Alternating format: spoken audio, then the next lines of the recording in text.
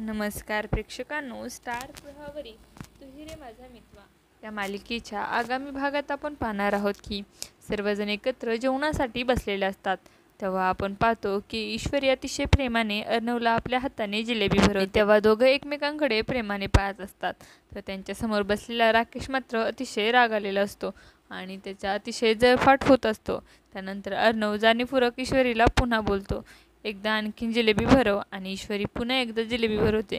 तेव्हा मामा बोलतात, आज तर तुझं जिलेबीनेच पोट भरणार की काय. त्यानंतर आपण पाहतो ईश्वरी ही देवाच्या समोर अर्णवला दसऱ्यानिमित्त सोनं देते आणि दोघंही एकमेकांकडे प्रेमाने पाहत असतात.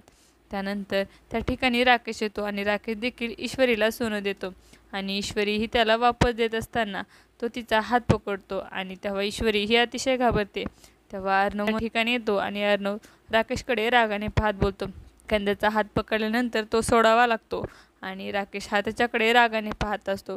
आता येणाऱ्या भागामध्ये ईश्वरी आणि अर्णव दोघं मिळून कशा प्रकारे राकेशला धडा शिकवणार हे पाहणं अतिशय रोचक ठरणार आहे.